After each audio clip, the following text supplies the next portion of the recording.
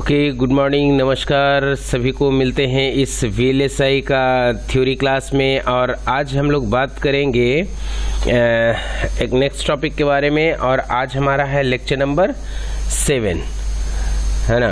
तो सबसे पहले हम लोग यहाँ पे आकर के लिखते हैं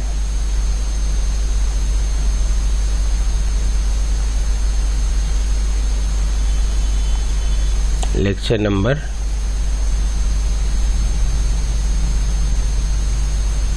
7 आज हम लोग बात किस चीज़ के बारे में करेंगे, टॉपिक क्या है। तो सबसे पहले आज हम लोग बात करेंगे दो चीज़ के बारे में। एक है हमारा बेसिक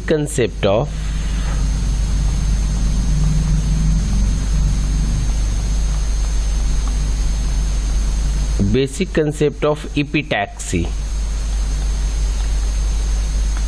ठीक है, हम लोग समझेंगे कि एपिटैक्सी क्या होता है, इसको हम लोग क्यों यूज करते हैं, है ना, कितने टाइप्स ऑफ एपिटैक्सी होता है, ये सब के बारे में आज हम लोग बात करेंगे, राइट। दूसरा है नीड ऑफ एपिटैक्सी।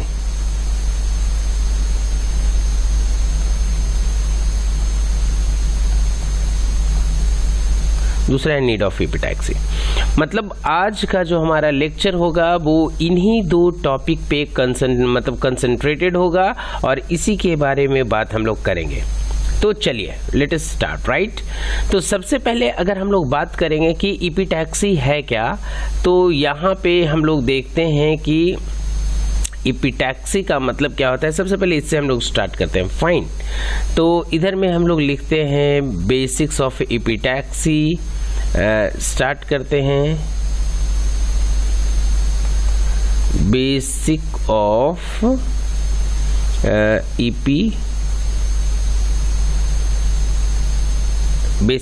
एपिटैक्सी। ठीक है, इसको हम लोग स्टार्ट किए और इस बेसिक ऑफ एपिटैक्सी में सबसे पहले हम लोग समझते हैं इस एपिटैक्सी जो आया है ये दो वर्ड से आया है। एक क्या है भाई, एक है हमारा ईपी और दूसरा है हमारा टैक्सी। ठीक है, ये दूसरा है हमारा टैक्सी। ये दो वर्ड आया है। इस टैक्सी का मतलब होता है, पहले लिखते हैं कि अरेंज्ड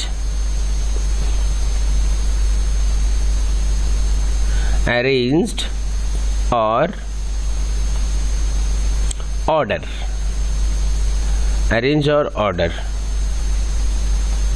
मतलब भी अरेंजमेंट की एक प्रॉपर अरेंजमेंट में है कि नहीं, ऑर्डर्ड, है ना। और इस ईपी का मतलब होता है upon.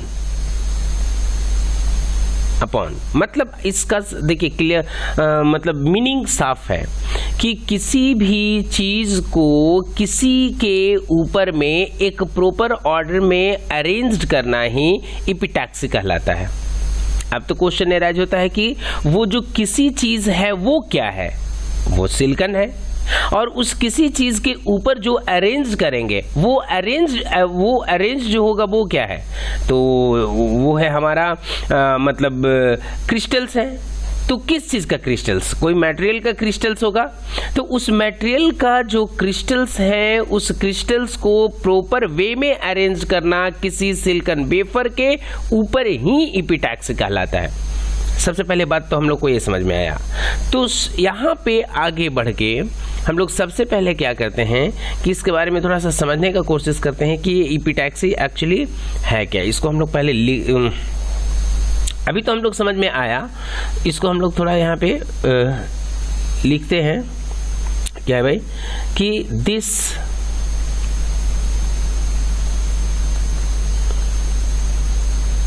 this leads to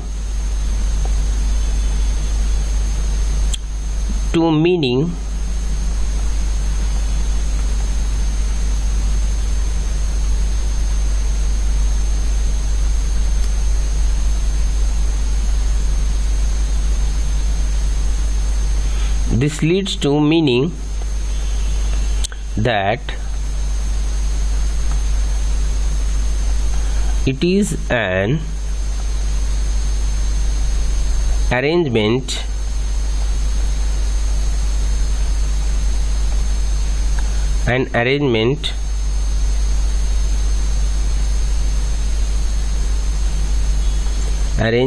of atoms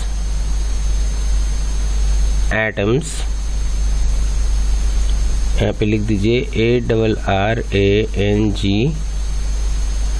ARRANGING, arranging themselves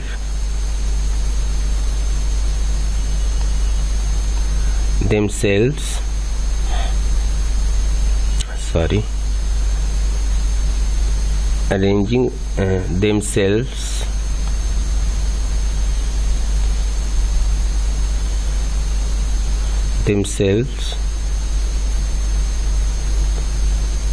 in a crystal form upon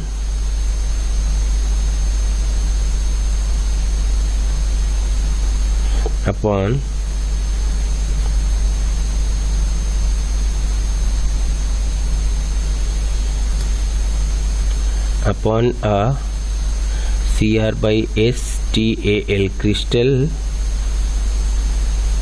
substrate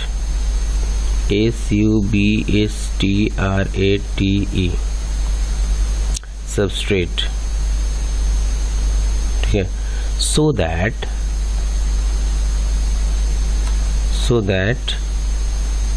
the resulting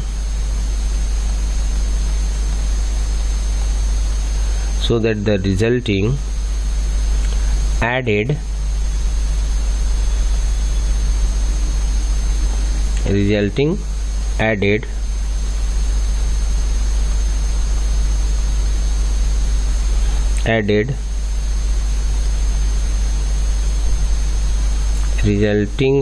layer structure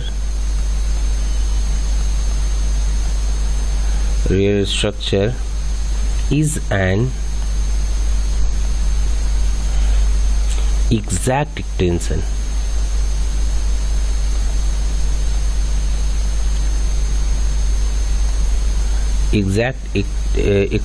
of the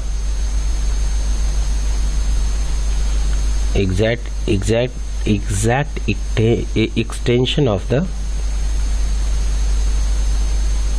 substrate, exact extension of the subject crystal structure.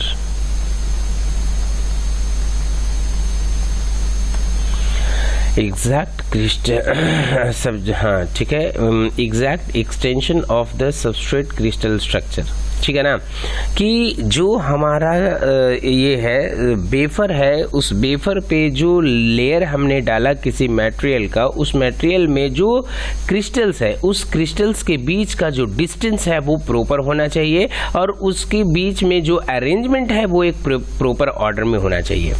अब है कि एपिटैक्सी जो है वो हम लोग क्या है, किस चीज़ का करवा रहे हैं, तो इसको थोड़ा सा आगे और समझने का कोशिश करते हैं। तो चलिए हम लोग नेक्स्ट पेज में आते हैं और यहाँ पे उस चीज़ को लिखते हैं। तो यहाँ पे सबसे पहले लिखिए आप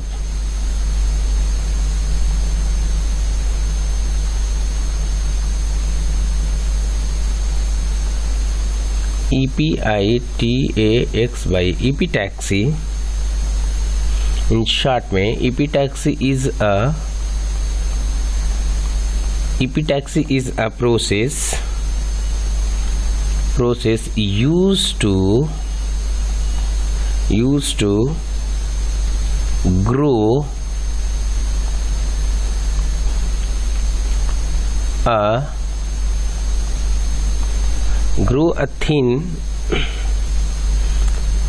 a thin crystalline TALLINA, grow thin crystalline layer on a substrate on a crystalline crystalline crystalline substrate, crystalline substrate। बस इसको इन शॉर्ट में हम लोग ये बोल सकते हैं कि इपिटैक्सी प्रोसेस क्या है, कि इपिटैक्सी प्रोसेस क्या है, एक जस्ट सबस्ट्रेट पे एक थिन लेयर है ना, किसी भी क्रिस्टलाइन का उस पे हम लोग को क्या करना है, जस्ट चढ़ाना होता है। अभी किस लिए चढ़ाना होता है इस बात को हम लोग आगे समझेंगे। तो यहाँ पे आप एक चीज़ और लिख सकते हैं यहाँ पे कि इपिटैक्सी क्या है अभी हम लोग समझे। तो यहाँ पे अब लिखिएगा टाइप्स ऑफ इपिटैक्सी।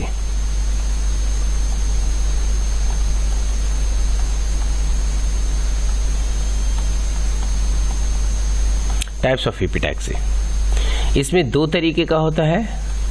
एक होता है होमो,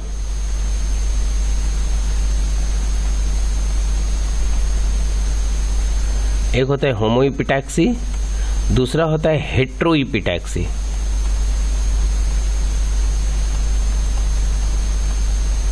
ये दो होता है। अब हम लोग क्या करेंगे, इस दोनों को समझने का कोशिश करें कि होमो इपिटैक्सी क्या है और हेट्रो इपिटैक्सी क्या है। इपिटैक्सी तो समझ में आ गया कि किसी सिलिकॉन के ऊपर किसी मटेरियल का मतलब एक लेयर चढ़ाना और उस लेयर उस मटेरियल में जो मतलब ये क्रिस्टल्स हैं, वो क्रिस्टल्स का जो अरेंजमेंट होना चाहिए वो एक प्रॉपर ऑर्डर में होना चाहिए, राइट, ऐसा, ठीक है। अब इसी चीज़ को चलते हैं हम लोग नेक्स्ट पेज में, देखते हैं कि ये जो इपिटैक्सी है वो होमो इपिटैक्सी, उसको वो कैसा होता है, इसका क्या स्टेटमेंट है। तो हम लोग समझे HOMO होमो, EPITAXY होमो इपिटैक्सी, इसके बारे में क्या कहता है भाई, तो समझिए। होमो इपिटैक्सी के लिए यहाँ पे कहता है, होमो इपिटैक्सी होता क्या है। होमो का मतलब समझ में आ रहा है आपको कि सेम नेचर का होना चाहिए, राइट, और इपिटैक्सी तो हम लोग को समझ में आ रहा है। कहने का मतलब कि इसमें जो हमारा बेफर होगा, बेफर पे किसी चीज़ का लेयर हम लोग चढ़ाते हैं, तो जिस मटेरियल का बेफर है अगर उसी मटेरियल का उस पर थिन मतलब लेयर चढ़ाते हैं, है ना, तो उसको हम लोग बोलते हैं होमो इपिटैक्सी। मतलब इसमें हमारा क्या कहता है कि when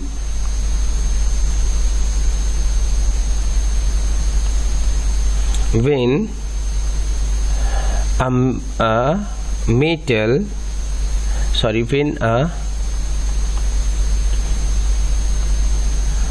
material is grown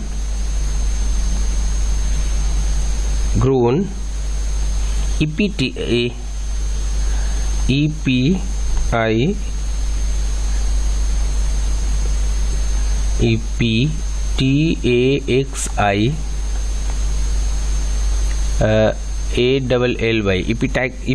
epitaxially on a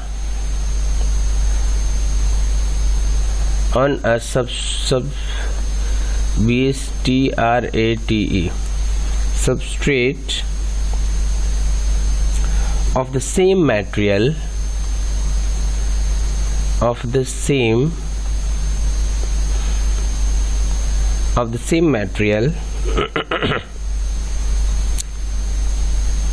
such as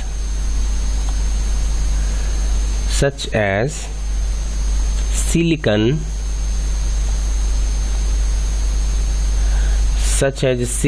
grows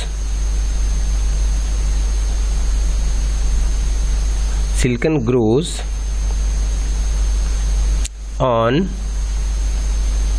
the silicon grows on the silicon. The process is termed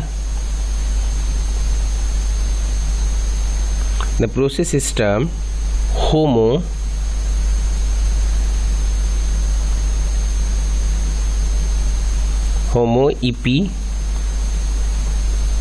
होमोइपिटैक्सी, या इसको हम लोग बोलते हैं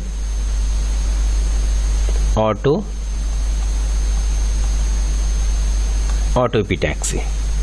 इस चीज को हम लोग बोलते हैं होमोइपिटैक्सी या ऑटोइपिटैक्सी। ये हो गया। सेकंड में है हमारा हेट्रोइपिटैक्सी। हेट्रो का मतलब क्या होता है जी? अपोजिट, उल्टा, ऐसा है ना।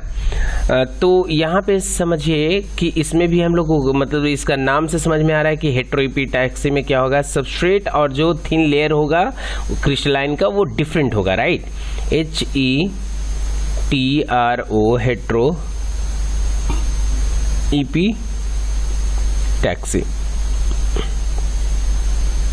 अब इस हेट्रोइपिटैक्सी में क्या है भाई, तो मामला तो हम लोग समझ ही रहे हैं, बट इसको थोड़ा सा जस्ट यहाँ पे डिफाइन कर देते हैं। When a layer and substrate, when a layer and a substrate are of different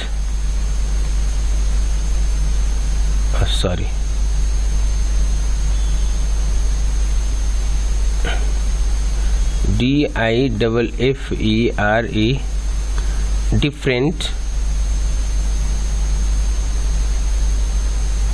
है ना, different material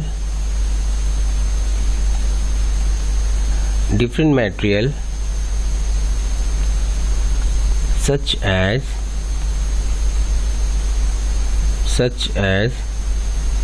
aluminum,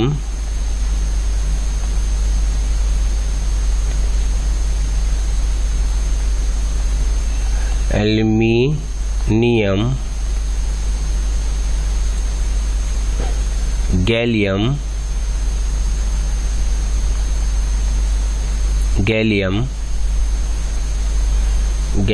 arsenide,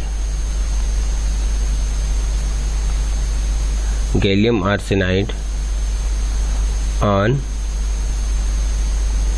GAAS, gallium arsenide. The process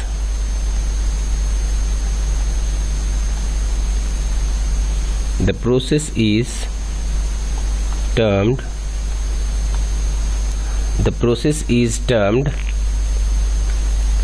heteroepitaxy.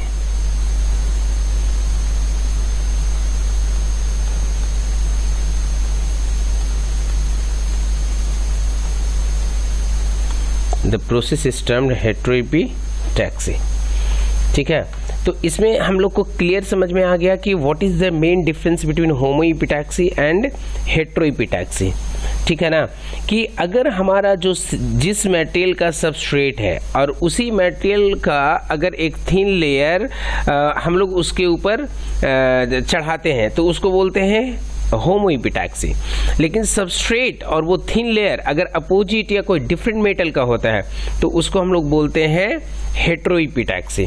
ठीक है, ये दो बातें समझ में आ गया। अब इसके बाद इसके आगे जो हम लोग बात करेंगे वो है हमारा नीड ऑफ इपिटैक्सी। अब ये हमको इपिटैक्सी का जरूरत क्यों पड़ा, तो इसको समझने के लिए हम लोग फिर से चलते हैं आगे नेक्स्ट पेज में। तो यहाँ पे नेक्स्ट पेज में आइए और यहाँ पे हम लोग बात करते हैं जो नेक्स्ट टॉपिक है वो है हमारा need of इपिटैक्सी।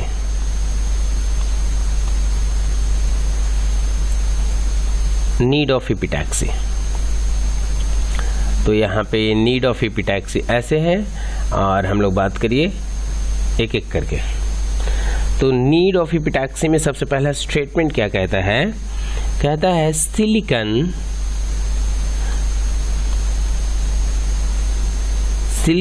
इपिटैक्सी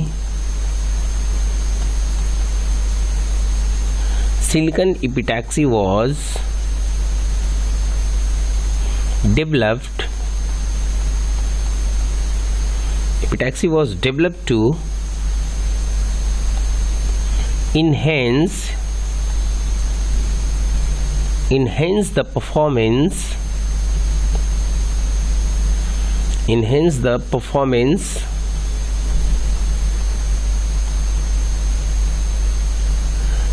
the performance of discrete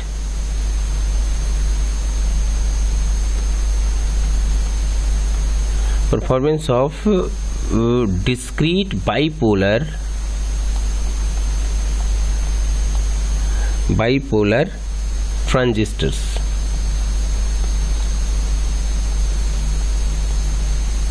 ठीक है ना। एक किस लिए हुआ भाई? तो बोला कि जो भी जितने भी डिस्क्रीट बाइपोलर कंपोनेंट है, उस डिस्क्रीट बाइपोलर कंपोनेंट को का जो परफॉर्मेंस है, उस परफॉर्मेंस को बढ़ाने के लिए हम लोग क्या किए, इपिटैक्सी मतलब इपिटैक्सियल मेथड को हम लोग फॉलो किए।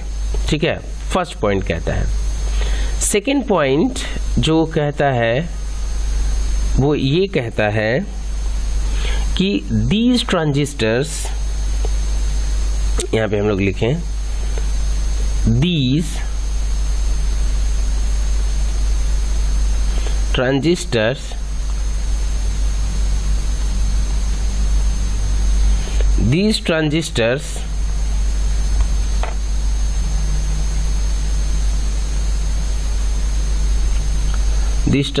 were first fabricated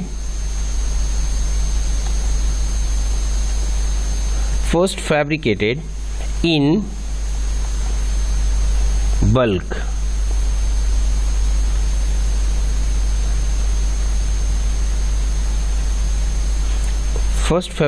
on a bulk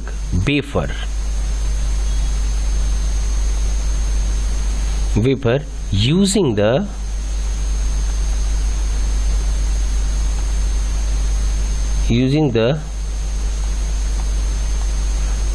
wafer's resistivity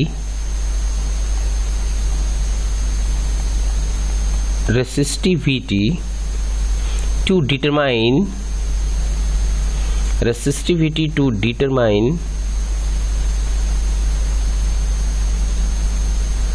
determine the breakdown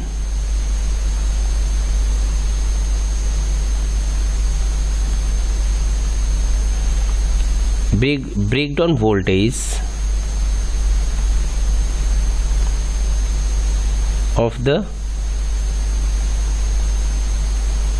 collector।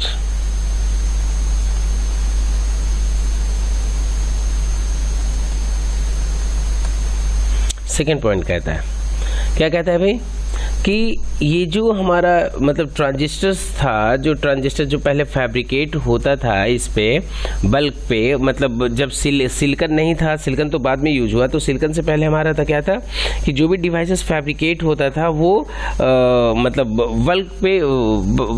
Bulk पे फैब्रिकेट होता था, है ना। बुल्क बोलते हैं, कहीं बल्क बोलता है ना, बुल्क पे फैब्रिकेट होता था। तो उस टाइमिंग में जो कलेक्टर का जो मतलब क्योंकि ट्रांजिस्टर में 3 पोर्ट रहते हैं, बेस इमीटर कलेक्टर, राइट। तो जो कलेक्टर पोर्ट का जो रेसिस्टिविटी था वो बहुत ज़्यादा होता था, उस रेसिस्टिविटी को कम किया गया इस सिलिकॉन मटेरियल को यूज़ करके। सेकेंड पॉइंट कहता है। नेक्स्ट है थर्ड पॉइंट, क्या कहता है यहाँ पे, थर्ड कहता है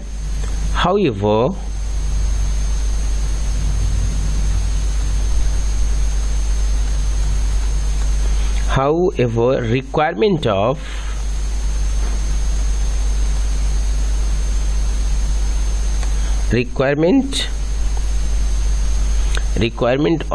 high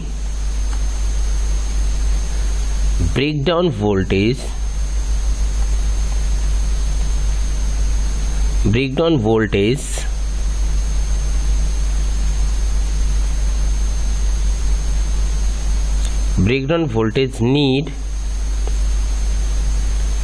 need high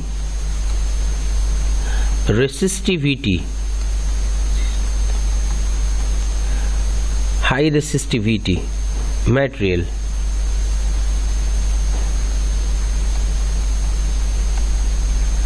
high resistivity material means इसको बोल सकते हैं क्या, thick layer.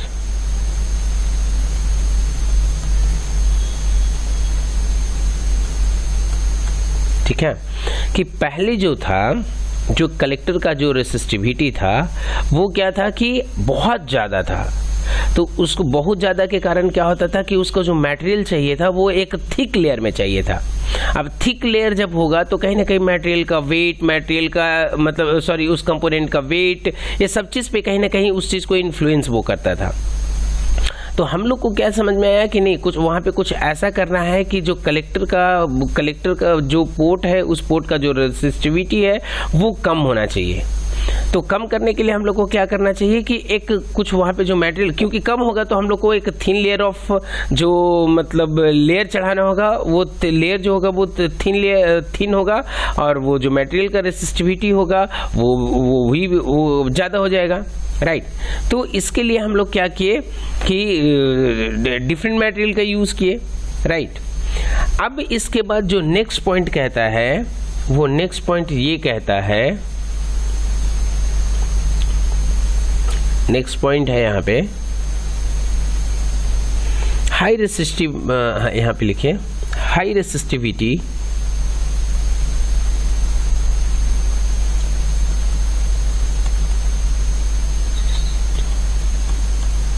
high resistivity material needs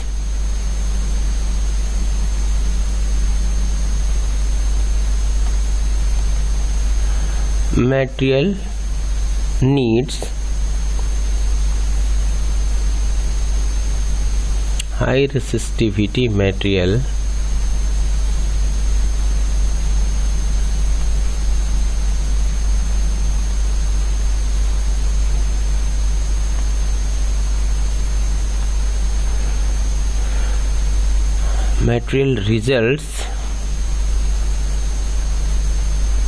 results in excessive collector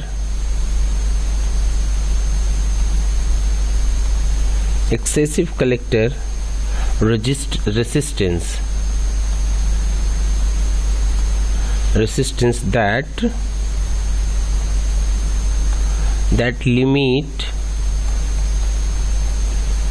that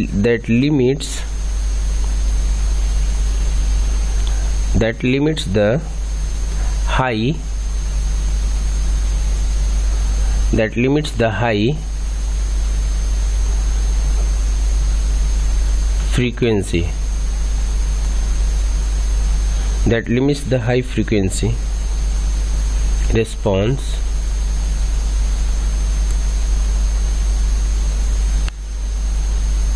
frequency response and increases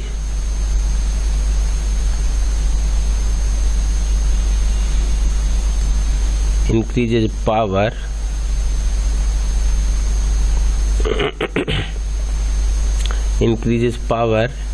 dissipation.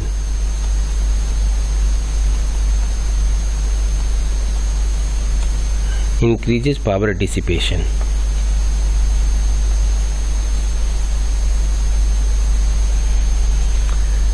Increases power dissipation.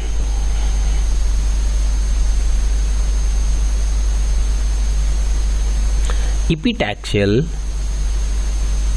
next point,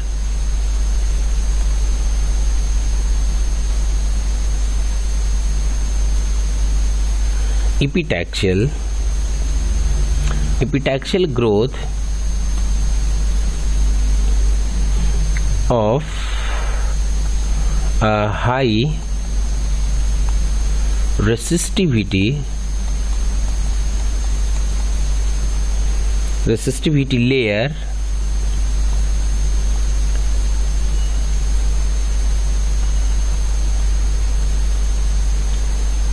on a low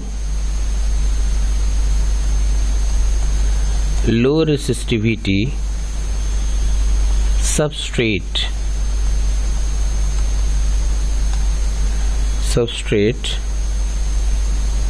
solve this problem.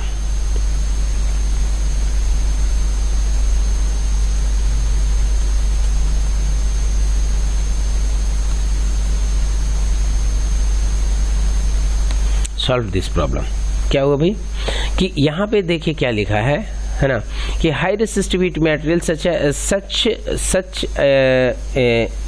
such in excessive collector resistance that limits the high frequency response and increases power dissipations। क्योंकि जितना ज़्यादा resistance बढ़ेगा उतना ही ज़्यादा उसको मतलब voltage को क्या करेगा, वो ड्रॉप करेगा, जिसकी वजह से क्या होगा कि वो जो करंट का जो फ्लो होगा वो भी लिमिटेड अमाउंट में होगा, है ना, और इसकी वजह से डिसिपेशन जो है वो बढ़ जाएगा। ठीक है, तो इसके लिए हम लोग कहीं ना कहीं कुछ उपाय ढूंढ रहे थे। ठीक है, आगे क्या कहता है कि epitaxial growth of high resistivity layer on a low resistivity substrate, है ना, सॉल्व दिस प्रॉब्लम। तो क्या हुआ कि उस प्रॉब्लम को हम लोग कैसे सॉल्व किए कि एक जो हाई रेसिस्टिविटी का जो मटेरियल था उस मटेरियल पे हम लोग रोज लो रेसिस्टिविटी वाले जो मटेरियल था उसका हम लोग क्या किए, उसका लेयर चढ़ाए। तो क्या किया, इस दोनों चीज को मैनेज कर दिया और मैनेज करके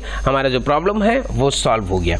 तो इसके बाद मतलब जो कलेक्टर करंट का कलेक्टर पोर्ट का जो रेसिस्टिविटी था वो हाई था, तो उस चीज को क्या किए कि लेयर तो उस पर चढ़ा है, बट ऐसे मटेरियल का लेयर चढ़ा है जिसका की रेसिस्टिविटी है वो काफी लो है ना।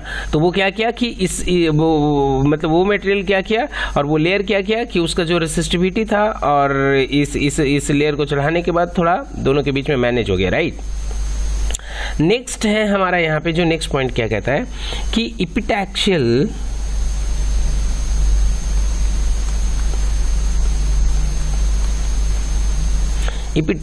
structures have also been used to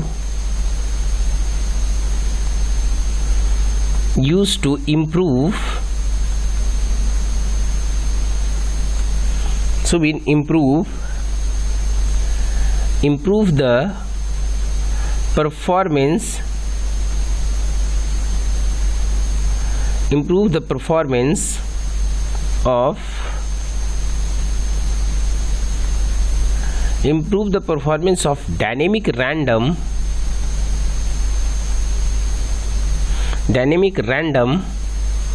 access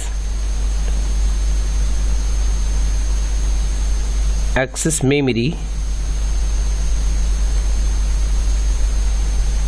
devices,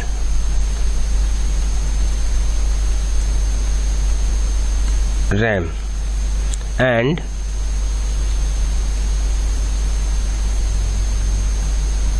CMOS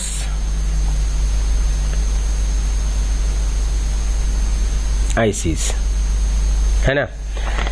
last point क्या कह रहा है कि epitaxial structures have also been used to improve the performance, है ना, improve the performance of dynamic random access memory devices RAM।